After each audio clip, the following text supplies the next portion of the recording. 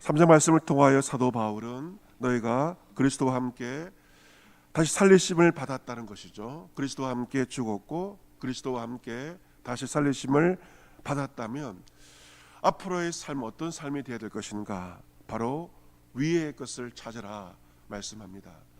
땅의 것을 추구하는 삶이 아니라 위의 것을 추구하는 삶을 말씀합니다. 위의 것을 찾아보면 어떤 것을 의미하는가? 바로 하나님 보좌 우편에 앉아 계신 예수 그리스도. 우리의 시선이 다른 것을 바라보는 것이 아니라 하나님 나라, 하나님 보좌 우편에 앉아 계신 예수 그리스도를 바라보는 삶, 이것이 바로 위의 것을 찾는 삶임을 말씀하고 있습니다. 위의 것을 생각하여라. 땅의 것을 결코 생각하지 말라 말씀하였습니다. 우리가 위의 것과 땅의 것을 함께 생각해서는 안 된다는 것이죠. 어떨 때는 위의 생각, 어떨 때는 땅의 것을 생각하는 것이 아니라 분명히 말씀합니다. 땅의 것을 생각하지 말고 오직 위의 것을 찾으며 위의 것을 생각하라 말씀하고 있습니다. 오늘 본문 5절 이하의 말씀을 보시면 우리에게 두 가지의 명령을 하고 있습니다. 5절에 보시면 땅에 있는 지체를 죽이라는 명령을 하고 있고, 그리고 8절에 보시면 이 모든 것을 벗어버리라, 그리고 땅에 있는 지체를 죽이라, 두 가지의 명령을 우리에게 하고 있습니다. 5절 말씀 보시면 그럼 땅에 있는 지체를 죽이라, 음란과 부정과 사욕과 악한 정욕과 탐심이니 탐심은 우상 숭배니라 라고 기록되어 있습니다. 5절에 우리가 죽여야 할 5가지가 나와 있는데 이 4가지는 어떤 것과 관련되어 있는가? 바로 성적인 것과 관련이 되어 있습니다. 이러한 것들로 말미암아 하나님의 진노가 임한다고 분명히 말씀하고 있습니다. 음란한 것들, 부정한 것들, 사욕과 악한 정욕, 이 성적인 것과 관련되어 있는 이것들로 말미암아 하나님의 진노, 사람의 진노가 아니라 하나님의 진노가 임한다는 것입니다.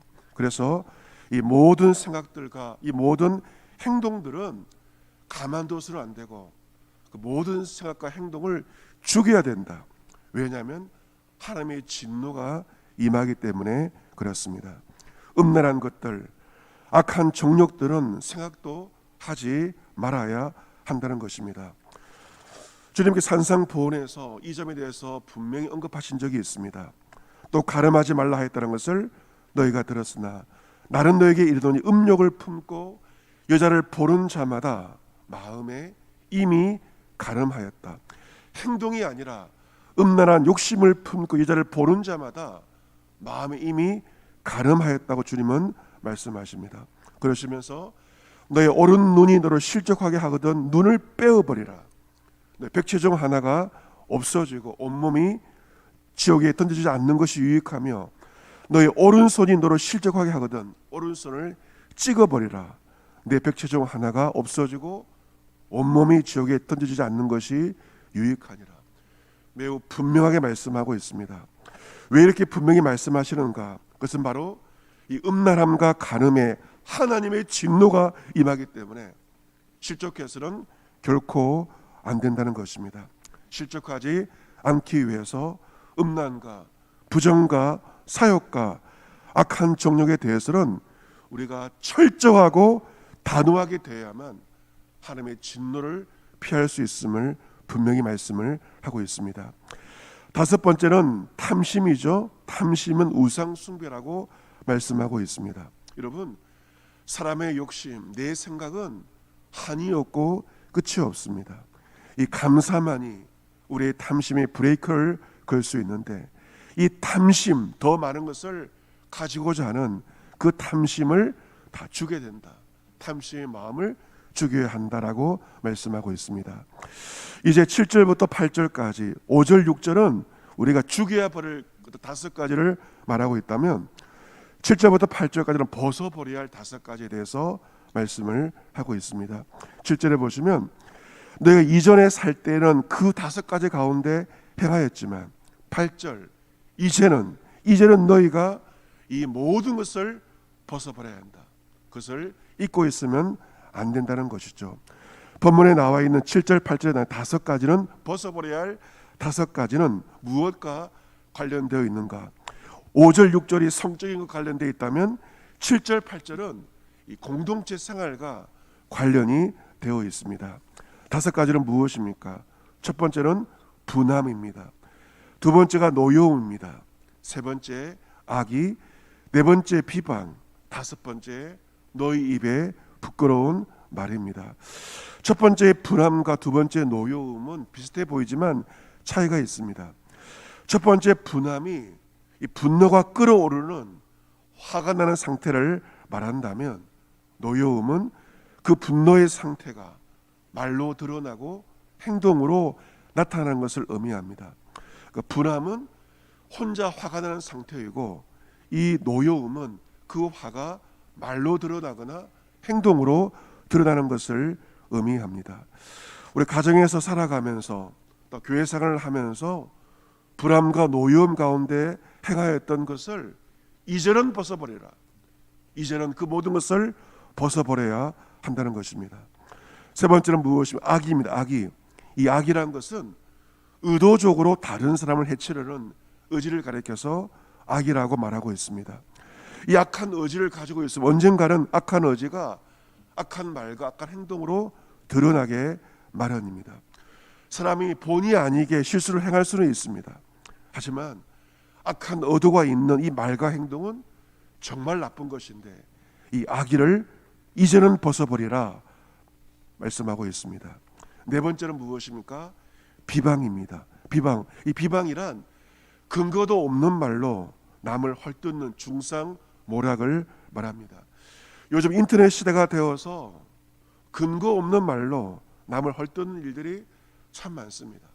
한 사람에 대해서 인신공격을 하고 함부로 헐뜯는 경우가 얼마나 많이 있습니까? 비방은 바로 근거가 없는 말로 남을 중상모략하는 것입니다. 이러한 남을 비방하는 것 역시 이제는 벗어버려야 할 우리의 잘못된 모습입니다.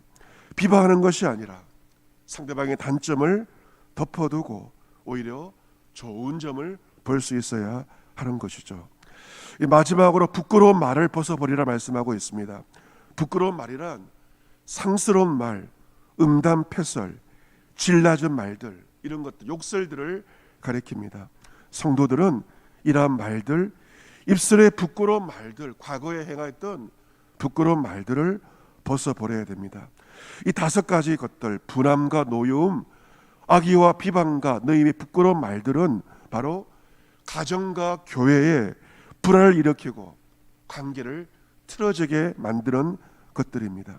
이러한 다섯 가지를 벗어버릴 때, 완전히 벗어버릴 때, 우리는 가정생활을 하면서, 교회생활을 하면서, 직장생활을 하면서 저롭고 평화로운 공동체 생활을 영위할 수가 있습니다. 사랑하는 성도 여러분, 오늘 주님은 사도 바울을 통하여서 우리가 죽여버려야 할 다섯 가지, 그리고 벗어버려야 할 다섯 가지에 대해서 분명히 말씀을 하고 있습니다.